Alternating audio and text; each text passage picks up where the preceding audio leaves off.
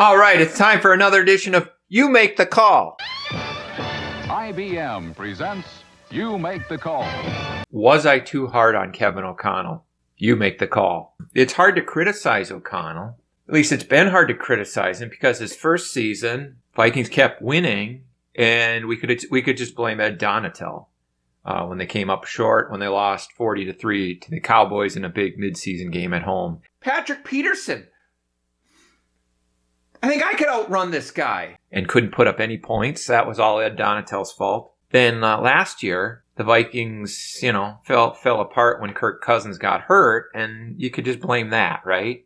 Even though they were only 4-4 when he got hurt, they started really bad. And there's that assumption that, they were getting hot and they would have been the greatest thing ever if Cousins hadn't gotten hurt, forgetting that once in his career, Kirk Cousins did this. Thinking about running one He took play. the knee, though. He took the knee. He did so take now it's going to run out. He did not spike the ball. He didn't spike it. He took the knee. Another time he did this. It's an 8. Game on the line. Cousins, Hawkinson. He is not going to get there. Then this year comes along. Again, the Vikings started, 5-0. They lost 2, but then they won 9 straight games. They're 14-2. And it's like, how do you criticize Kevin O'Connell? He's got to be doing something right. And even I was trying to avoid being at all critical because, nobody wants to hear you criticize a guy whose team wins every week.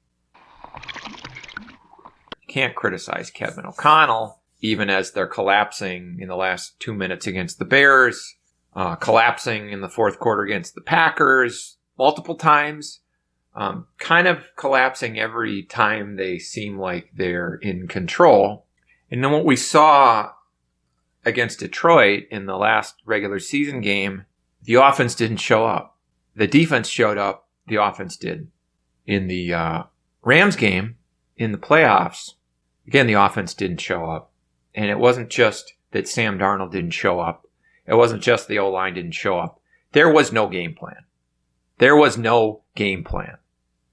There was no game plan. So you don't want to overreact, though. Recognize that Kevin O'Connell has a great regular season winning percentage, and he's only lost 2 playoff games in his career. One thing you noticed if you watched the games this past week in the divisional round, at least when I watched them, what I saw, every team came to play. Every team came ready to play. Eagles, Rams, Lions, Commanders, Texans, Chiefs, and Bills, and whoever the Bills played. Who did the Bills play? The Ravens. The only team that maybe didn't look as prepared was the Lions, but they still put up 31 points. And really it came down to some bad turnovers, I think, more so than them not being prepared. Even the teams that lost were generally in the game and could have won, and should have won in some cases. Whereas the Vikings were not prepared. They did not show up. And that, to me, was a reflection on their coach. And what I want to do is just compare. Okay, I was really impressed by the Texans and how they played against the Chiefs. I wish they would have won. They I think, deserved to win. And they got a coach, Demeco Ryans, who I don't know much about. I'm going to just watch his post-game press conference. And then I'm going to compare that to Kevin O'Connell's post-game press conference after the Vikings playoff loss. Just compare them, their demeanors, what they say. I haven't watched either of these, and I don't know what Demeco Ryans will say, but I've watched enough of these Kevin O'Connell post-game press conferences where it's probably going to be like, we gave it our all. I got to do a better job getting us. I got to do better. We got to do better. I love everybody. We just are such a great group of guys, and we just came up short, and I got to do better, and, saying nothing, basically. So let me just watch these and react. I haven't watched these. Maybe this will help sway me in how I feel about whether I was too hard on Kevin O'Connell. So let's start with Demeco Ryans. Yeah, we knew going into this game, man, it was us versus everybody. But he says it was us versus everybody. He's acknowledging that we can't make the mistakes that we made. We had to play perfect in order to win, and we did. So we can't make excuses. Yeah, really proud of our offense for how we came out second half, drove the field, thought we ran the ball well. Proud of the offense. Proud of how they played. He's proud of things because his team came to play. There's things to be proud of. Yeah, I'm walking out of here discouraged. Like, this one hurts, right? Because I know we're a better football team than we showed today, no matter who we're playing against. This one hurts. We're a better football team than we showed. Like, they took the best team in the AFC on the road to the final seconds, and he's like, we're better. He wants to be the best. That's my takeaway. In the playoff, you got to win your one-on-one battles. That's what the game always comes down to. Like, you have to man up and own your one-on-one. You have to have some. Got to win one-on-one battles. Give the quarterback a chance to throw the football. Have some pride. Nothing sums up why the Vikings don't win than that. No pride and can't win one-on-one battles. So watching that, my key takeaways from Demeco Ryans. He's saying, everybody's against us, which is true. He's not using that as an excuse. What he's saying is, everybody's against us, so we have to be perfect.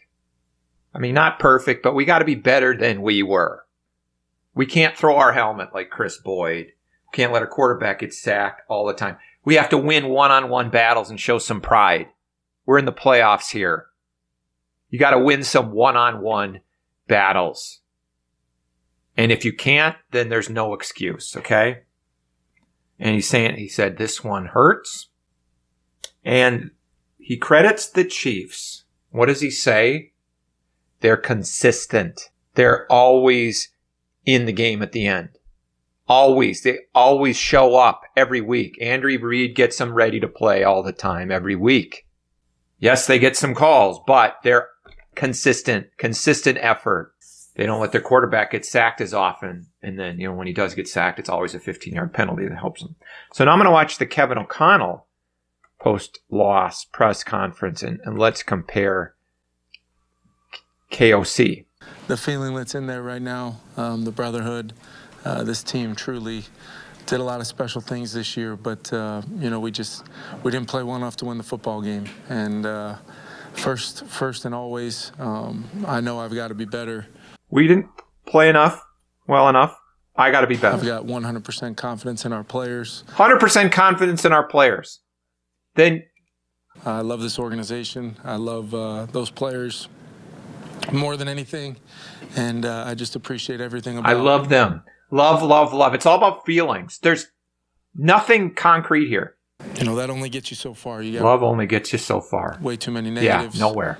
On offense, missed opportunities and things that we could all do better. What could you do better? Give us an example. To right now, all they've ever done is be the exact team you want as a head coach. Be the exact team you want. They got destroyed in the last 2 games. And we've got to use this as fuel moving forward, but at the same time understand the special group we had and acknowledge it and make sure we're aware of how we move forward, trying to build upon this team. What is he talking about? How about that for a head coach? Going to bat for his quarterback who meant so much to this team throughout the season. Wait, going to bat for his quarterback. Give me a break. Did he go to bat for Darnold? Really? Basically, he said, I love Sam, and Sam tried to win it on every play, which is basically like saying Sam screwed up. But I mean, let's compare. Okay, I've watched Demeco Ryans, I've watched KOC. They both lost, and Demeco Ryans, he doesn't really get into his feelings at all, other than it hurts, right? That's a visceral thing, a specific thing. This one hurts. Whereas Kevin O'Connell, it's just all feelings. Like he does like a monologue at the beginning. This team was one. It's a brotherhood. He keeps saying there's so much love in there. And it's the exact team we want. It's the exact team we want. So you want a team that spends more time planning their celebrations maybe than getting ready for the playoffs. But you have to also be able to hold each other accountable. And when nobody shows up, this wasn't just Sam Darnold. I didn't hear O'Connell call out the O-line at all. It was just all Darnold trying to make too much out of every play. I guess he's supposed to throw to guys who are not open at all. That's all I heard. The exact team we want. The exact team we want. That O-line, it's the exact team we want. You're getting beat in the trenches. It's the exact team we want. That is the team he wants. He wants a team that is in love with each other, that they can give up like 11 points in the last minute against a bad Bears team, almost lose, have to go to overtime, and then you make a speech about how great it is that, CJ Ham is on your team, or whatever it was. It's like, it's all about hugging it out. That is it. And with Demeco Ryans, it's about, we got to win one-on-one battles. We got to have some pride. They came out and they outplayed the Chiefs. After outplaying the best team of the last decade, he's saying, we got to have pride and be better. And Kevin O'Connell, after two of the most abysmal performances, two most abysmal offensive game plans, if you can even call them that, comes out and says, we're a brotherhood. We're a brotherhood. I love that. I just love all this. We're the exact team we want. We love each other. Well, Lottie frickin' da! So, was I too hard on Kevin O'Connell? Hell no. Give me a break. Okay? And yes, I wanted to believe that there's some magic with Kevin O'Connell, that they've had these 2 13, 14 win seasons with him.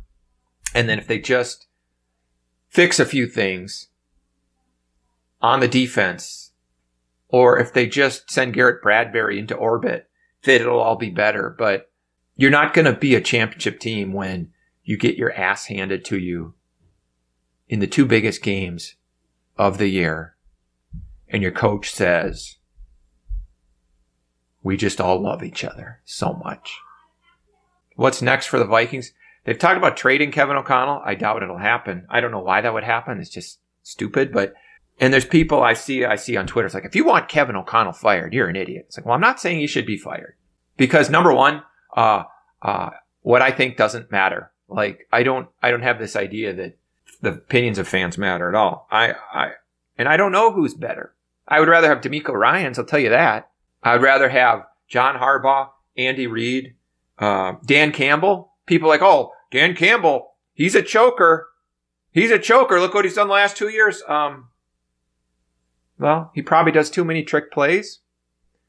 And yeah, his team probably had more injuries than they could overcome. And Jared Goff didn't have his best game, the biggest game of the year, but they showed up and they kicked the Vikings' ass. Week 17 or week 18, whenever it was. I'd take all these other coaches. So no, I'm not saying fire Kevin O'Connell. But I'm saying love is not going to win you a Super Bowl.